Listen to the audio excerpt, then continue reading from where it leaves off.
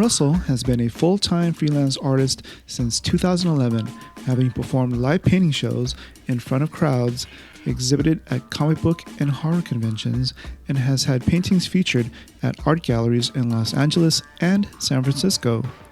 His portfolio contains a wide range of work, from realistic portraits to full-colored compositions of tattooed pinups and expressionistic oil paintings.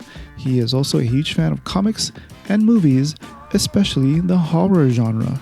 He shares a bit of his very inspirational story with us, from hitting rock bottom to rising up and finding himself not only as an artist, but as a self-help advocate who promotes personal freedom through creativity and passion. If you happen to be at WonderCon 2018, please go visit him in Artist Alley DL17. This will be his 50th con experience, so go show him some love. Please enjoy our conversation with Ben Russel, which took place at Los Angeles Comic Con 2017.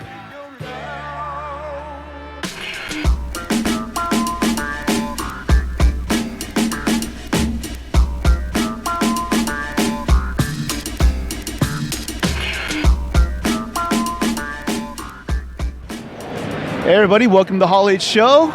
We're here with an awesome artist that we've seen at various conventions, but we haven't yet had him on the show. So I'd like to welcome Mr. Ben Russel. How you doing? I'm doing great. Glad to be here finally. Thanks for being here. But as you can see, his artwork I kind of thought was appropriate for Halloween. We are here at the Stanley's LA Comic Con, and it's Halloween weekend, so I kind of thought it'd be awesome to show off some of your work. So what kind of what were you into at 11? At age 11, I was watching, one of my favorite movies at age 11 was, I'd say, like Hellraiser. So obviously, okay. Really into that hardcore stuff, man. The straight to the scary stuff. It's those formative years that sort of help mold some of the things that you sort of get into later in life. Right? Yep. Well, in fact, at age 11, I mean, that was a great year for horror. I mean, we had People Under the Stairs, we had Dr. Giggles, we had The Warlock. So, you know, I'm really into that genre right there. So basically, besides Hellraiser and other horror movies, were there anything else that was sort of non-horror related that you were into? Oh yeah, 11 years old. I mean, Tiny Toons, Batman the animated series. We had X-Men animated cartoon on Fox out there around that time. Yeah. Yeah. So a little everything. I watched a lot of NBA basketball. Where did you grow up? I grew up in the Bay Area. Okay. Oakland, California at the time. Oakland. Town business. So how did you maybe get into art? Like, can you maybe go through your creative journey? Well, my parents were artists. My dad, I watched him draw as a little kid. He'd do like a little ink drawings, little caricatures, and I was like really impressed with it. And so I guess I say like from kindergarten, I was like one of the few students in kindergarten who was like drew Sesame Street characters, you know, not stick figures, Sesame Street. Wow. Yeah, and then the funny thing about like one of the assignments is draw our parents.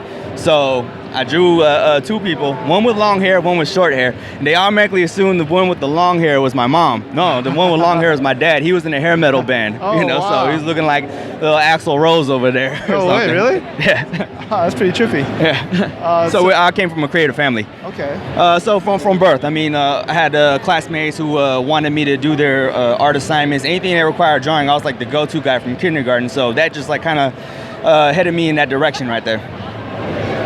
So from kindergarten until now, did you go to any formal school for additional training? Just pretty much all the art classes that I took in school. Summertime programs, I took some drawing classes and, during the summertime. Really learned a lot from those days, especially like as a young like 12-year-old, 13-year-old. They really pointed me out like, you know, what I'm doing wrong as far as like the outline work or like you know, my lines were like really scratchy right there at the moment, you know, because that was my habit. And then the teacher just mentioned one time, hey, have confidence in yourself, you know, believe in yourself, you know, you could do a straight line. So, you know, just little things like that molded me. Cool. And when did you start sort of promoting yourself as this sort of artist within this genre? Well, as far as like artwork, right, drawing on a piece of paper, showcasing like finished products, I didn't start doing that until 2011. You know, before that, you know, I was thinking more practical because the word starving artist was always haunting me. You know, so when I went to school, I went to San Jose State, animation major.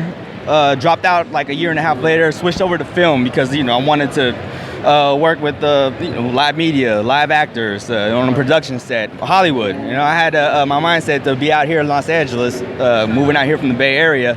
So, along the way, before I became an artist, along the way, I'd have jobs out in Hollywood, and mostly like a lot of graphic design jobs, customizing MySpace pages at that time. MySpace, whoa. MySpace, yeah, for musicians, for upcoming rappers or something, or just other independent companies. Right. So, around that time when I was working in Hollywood, the recession hit. A couple of departments in the entertainment business closed down or merged. A lot of jobs were lost. Security was unstable. So I went back to school, finished up, had a job in the Bay Area. Moved from LA to the Bay Area.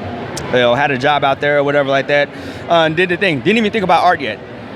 One thing happened, one thing led to another, or another thing in life or whatever. Basically, when I hit like a rock bottom point in life or whatever, and then I was going through like programs and stuff to get my life back together. And then I realized from the rock bottom situation that I am an artist. This is who I am. There's certain things that don't matter no more in life. Some of the things that do matter in life is to be happy, to live a life of freedom, to do stuff like that. So being an artist allowed me to actually be myself too. So 2011, that's when I decided, okay, I'm gonna be an artist full time. Nice. And then around that time when I first started, I knew what I liked. It was like during recovery programs where I'm trying to find myself. So I found myself, I know myself at that point. So I'm gonna with the artwork that I show, case, it's gonna be from my standpoint, from a reflection of me. So that's where all the pinups, all the tattooed rock and roll women, love horror. So of course I'm gonna bust out all kinds of horror stuff like that to showcase, the type of person I am. Well, obviously you've been through some, from your view stories, some tough life experiences. Mm-hmm. Do you have any recommendations for people who may have gone through the same or are going through what you went through? Everyone's gonna have their own story. Everyone's gonna have their own situation. Don't compare yourself to other people. At one point, when I was going through it, whatever, I had a couple of things that I was gonna say. Just listen to your heart. Go with the motion, go with the flow. Don't force things or whatever like that. And then on top of that, you just really be authentic with yourself. Be honest with yourself. Right. It takes honesty. It takes a level of vulnerability, for self-discovery. And then within that self-discovery, you're gonna find things that you love to do. You're gonna discover things. You're gonna maybe discover your purpose. You're gonna discover your calling. But do you. Ultimately, do you. It's good Don't advice. do them. Don't Yeah, do they. Don't do they. Do you. So obviously, is this your full-time gig now? This is my full-time gig. So how are you? Obviously, from 2011 to now, you've been sort of just doing this. Yeah. Well, 2011 to now, I've been doing this. Okay. Well, I guess the reason I'm asking is because, I always want to get to know how artists and creatives are able to sort of do their art thing to be them, right? Mm-hmm. But also to make it as a living as well. Mm-hmm. So do you have any advice for someone who's trying to take that plunge as a sort of entrepreneur, but within the art realm? Well, the thing is don't jump into it expecting you're gonna support yourself, buy a house right away. For as far as artwork is concerned, so being realistic and managing expectations. Yeah, be practical, be realistic, but at the same time you're doing this. Ultimately, the ones of us that are able to do this, is we're doing it because we love doing it. This is what we love doing, and that's one of the most important things for us. Yeah. So how many shows do you go throughout the year? Average about 25 to 30. The most I've done in a year is about 30. Oh, wow. Yeah, but I'd say average 24, 25 maybe. Yeah. What are some of the standout cons that you love going to? I love horror cons. Horror cons are my bread and butter, or my love. Right. Just being with the crowd, being with my kind of people, us freaks and weirdos. That's my crowd right there. I guess maybe we can start to go into the Thunder Round. Seeing as how you grew up with, I guess you said your dad was into hair metal. Yeah. Uh-huh. Did that translate to you? What kind of music do you listen to?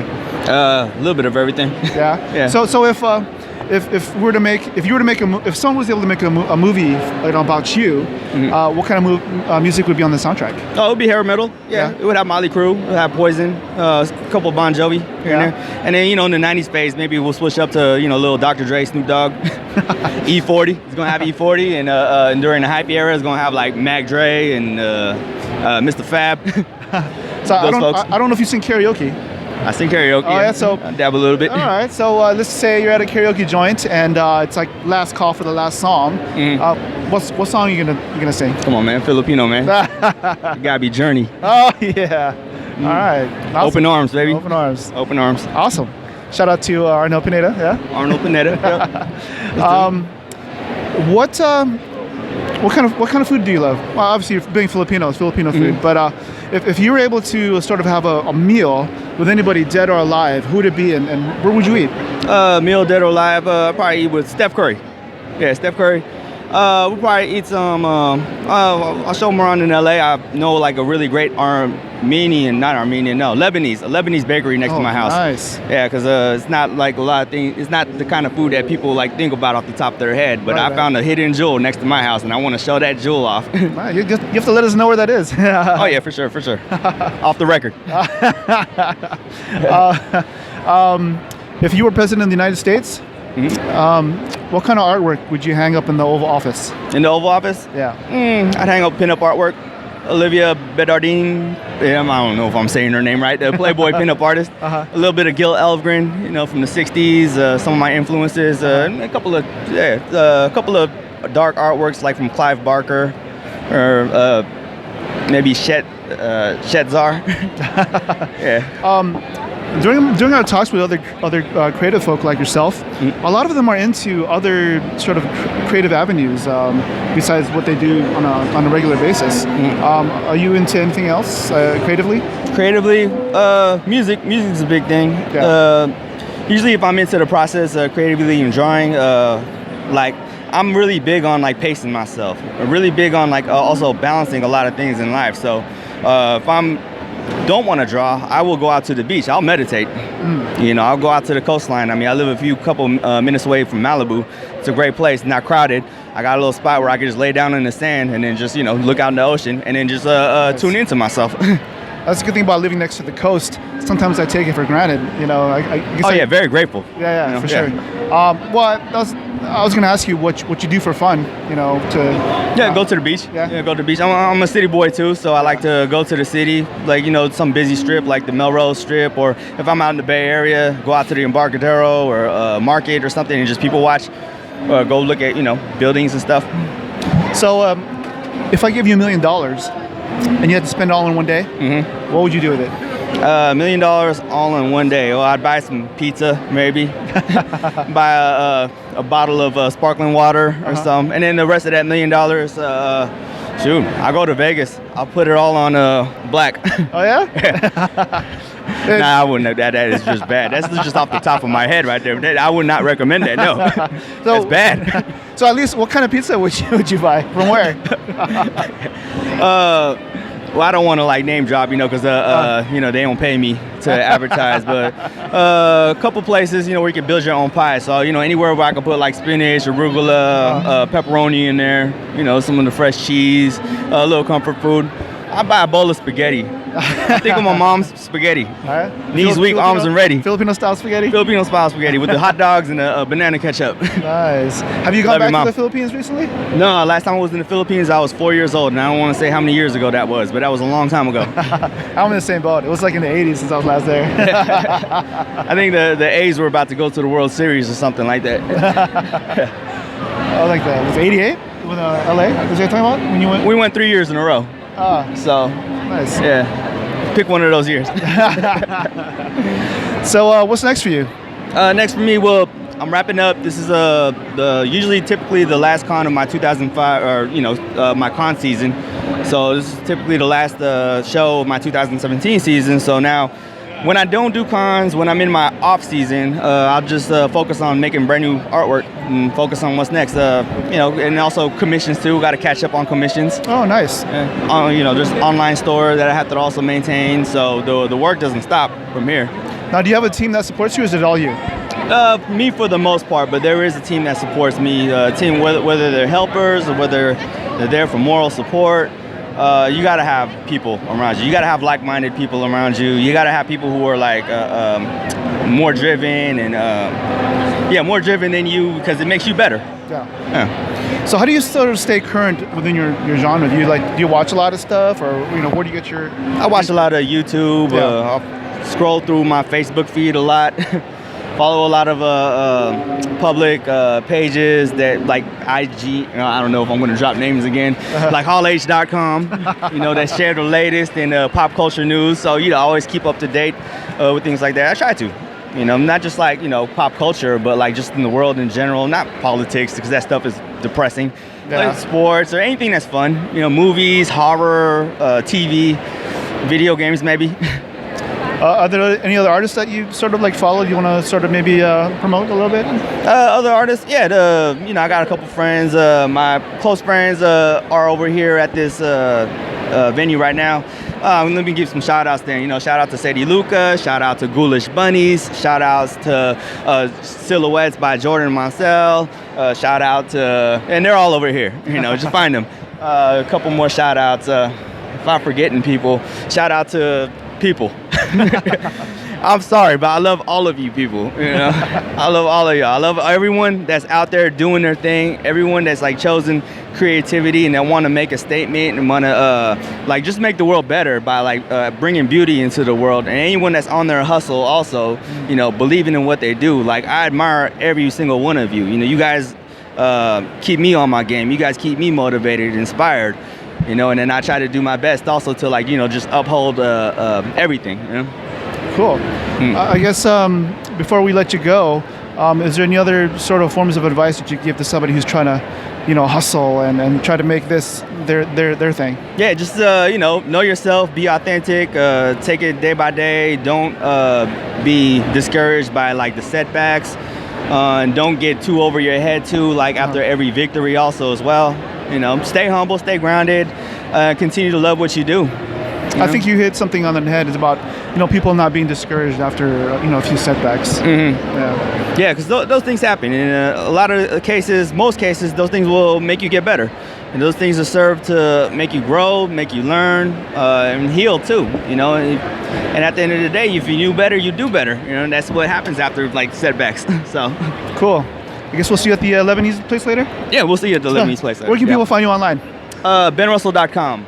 Cool. BenRussel, only one L.com. Instagram is where all my real-time updates, in the middle of drawing or progress shots, you'll get them on my Instagram at benrussel.art. Remember, that's one L only. Yeah. Cool. Thanks, bro. All right. Take it easy. hallh.com. Cheers.